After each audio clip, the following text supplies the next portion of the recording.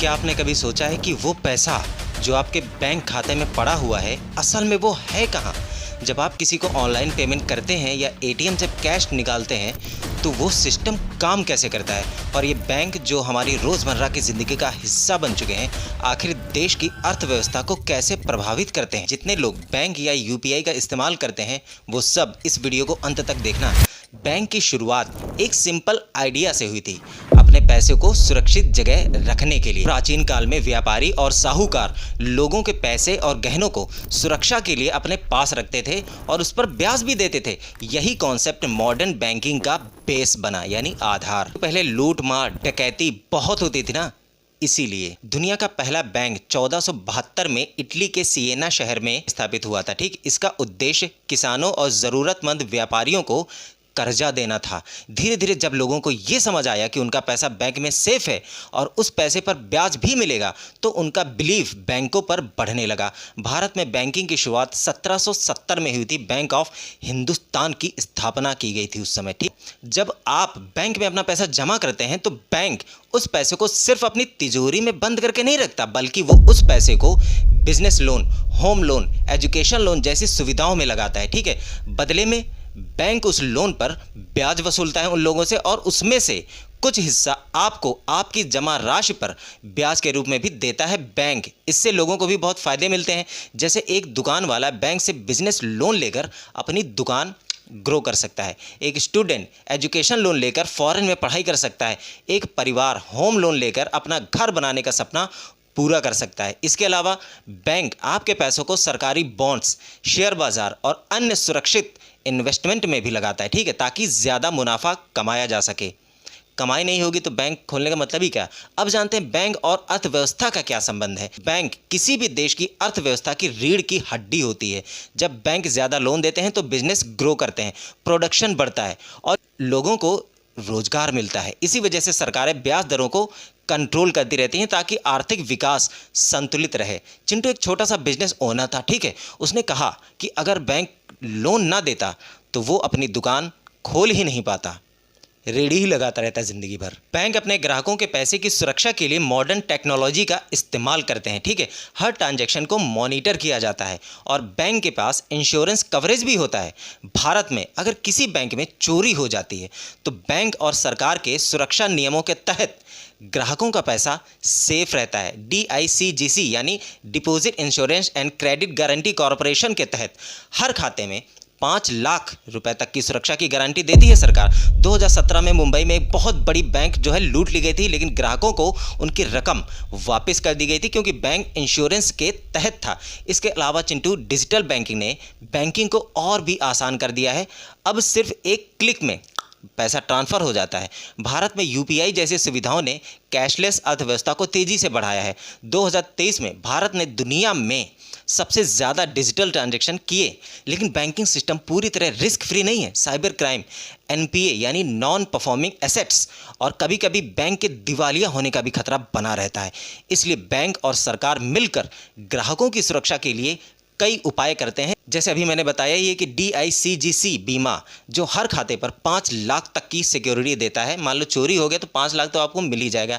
तो अगली बार जब भी आप बैंक में पैसा जमा करें, डिजिटल पेमेंट करें, तो याद रखिए कि आपका पैसा सिर्फ सेफ ही नहीं है, बल्कि वो देश की अर्थव्यवस्था को भी गति दे रहा है। तो अब आते हैं UPI पर। ठीक है, और जानते हैं कि UPI और डिजिटल पेमेंट्स कैसे काम करते हैं। क्या आपने कभी सोचा है कि जब आप मोबाइल से पेमेंट करते हैं टक से, तो वो पैसा असल में जाता कहाँ है? वो किस किस रास्तों से होकर सामने वाले के अकाउंट में घुस जाता है? और ये UPI आखिर इतना तेज़ और सिक्योर कैसे है? क्योंकि बस QR कोड स्कैन करो, पिन डालो और पेमेंट हो जाता है। 2015 में भारत सरकार और RBI ने यह महसूस किया कि देश को कैशलेस बनाने के लिए आसान, तेज़ और सिक्योर सिस्टम की ज़रूरत है।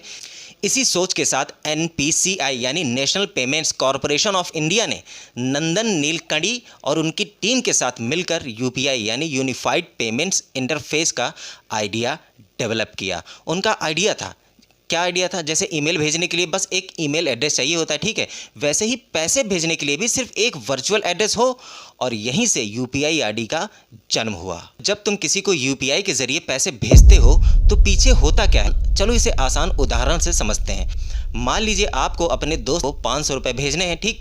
अब आप अपने यूपीआई ऐप जैसे गूगल पे, फ़ोनपे, पेटीएम में रोहित की यूपीआई आईडी डालते हैं। जैसे ही आप सेंड बटन दबाते हैं, यूपीआई सिस्टम आईएमपीएस यानी इमीडिएट पेमेंट सर्विस नेटवर्क के ज़रिए आपके बैंक से पैसे डेबिट करता है और रोहित के बैंक को पेमेंट रिक्वेस्ट भेजता है। उसके बाद रोहित के बैंक की पुष्टि होते ही पैसा उसके अकाउंट में तुरंत क्रेडिट हो जाता है। और चिंटू, सबसे खास बात यह है कि ये सब कुछ 10 सेकंड के अंदर हो जाता है और इसके लिए ना अकाउंट नंबर की ज़रूरत होती, ना आईएफएससी कोड की। आज यूपीआई से बड़े बड़े शहरों में ही नहीं बल्कि गांव-गांव में फैल चुका है। दूध वाला हो, सब्जी वाला हो या फिर ठेले वाला, हर कोई क्यूआर कोड के ज़रिए पेमेंट ले रहा है। एक सब्जी वाले ने कहा कि पहले छुट्टे की दिक्कत होती थी, छुट्टा नहीं मिलता था, दिक्कत हो जाती ना छुट्टे की वजह से, अब बस कोड दिखाओ पेमेंट लो। एक आंटी ने कहा कि घर बैठे ही सारे बिल पे कर देती हूँ, बैंक जाने की ज़रूरत ही नहीं पड़ती। पहले लाइन लगानी पड़ती थी, अब बिजली का bill, TV recharge, mobile recharge सब घर बैठे ही हो जाता है, मोबाइल से ही हो जाता है, सब कुछ बहुत इजीली, उन आंटी ने कहा। ठीक, आपके पैसे की सुरक्षा यूपीआई की पहली प्राथमिकता है। हर ट्रांजैक्शन 128 बिट इंक्रिप्शन के ज़रिए होता है और इसमें 2 फैक्टर ऑथेंटिकेशन का यूज़ किया जाता है, यानी मोबाइल नंबर वेरिफिकेशन और यूपीआई पिन। एक साइबर एक्सपर्ट का कहना है कि जब तक आप अपना यूपीआई पिन किसी के साथ शेयर नहीं करते, आपका अकाउंट पूरी तरह से सेफ रहता है। इसीलिए किसी को अपना पिन ना बताएं। चिंटू, सबसे ज़रूरी बात सुनो अब, ठीक? अगर कोई देश पूरी तरह से कैशलेस हो जाए तो इसके कई फ़ायदे और कई चुनौतियां भी हैं, कई नुकसान भी हैं। तो सबसे पहले फ़ायदे सुनो। Number 1, transparency. हर ट्रांजैक्शन का रिकॉर्ड रहता है जिससे भ्रष्टाचार और काले धन पर लगाम लगती है। दूसरा, सुविधा। किसी को भी कहीं से भी कभी भी पेमेंट करना बहुत ज़्यादा इजी हो गया है। तीसरा है कम लागत। कैश मैनेजमेंट जैसे एटीएम, कैश ट्रांसपोर्ट, सिक्योरिटी, इन सब पर खर्चा भी कम हो जाता है। ठीक है। चौथा है आर्थिक समावेशन। दूर दराज के इलाकों तक बैंकिंग सुविधाएं पहुंच रही हैं। अब जानते हैं नुकसान। Number 1, digital divide. जिनके पास स्मार्टफोन, इंटरनेट नहीं है वो इससे वंचित रह सकते हैं। दूसरा, साइबर सिक्योरिटी के खतरे। हैकिंग, फ्रॉड और फिशिंग का जोखिम बढ़ जाता है इससे। तीसरा क्या है? तकनीकी निर्भरता। नेटवर्क फेल होने से या सर्वर डाउन हो जाने से ट्रांजैक्शन रुक जाते हैं। कभी कभी आप लोगों ने देखा होगा ना, आपके साथ हुआ होगा कि जल्दी जल्दी में आपको होटल में पेमेंट करनी है, तभी अचानक सर्वर डाउन हो गया, कैश भी नहीं है आपके पास, है कि नहीं, हुआ है कि नहीं ऐसा? तो इस तरह की प्रॉब्लम होती रहती हैं। अभी इसका कोई जुगाड़ नहीं बन पाया है। तो कैशलेस अर्थव्यवस्था सुविधाजनक तो जरूर है, पर इसके लिए हर नागरिक को डिजिटली रूप से सशक्त बनना ज़रूरी है, बनाना भी ज़रूरी है। 2016 में लॉन्च होने के बाद यूपीआई ने पेमेंट की दुनिया में क्रांति ला दी है। आज भारत दुनिया में सबसे ज़्यादा डिजिटल ट्रांजैक्शन करने वाला देश है और अब यूपीआई सिर्फ भारत तक सीमित नहीं है बल्कि सिंगापुर, यूएई, फ्रांस जैसे देशों में भी अपनाया जाने लगा है।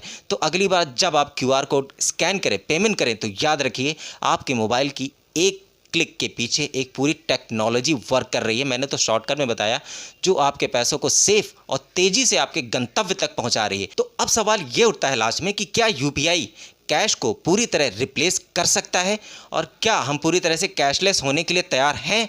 क्या पूरी तरह से कैशलेस होना किसी भी देश के लिए सही है? इसका जवाब मैं आप लोगों से मांगता हूं। कमेंट करके ज़रूर बताएं।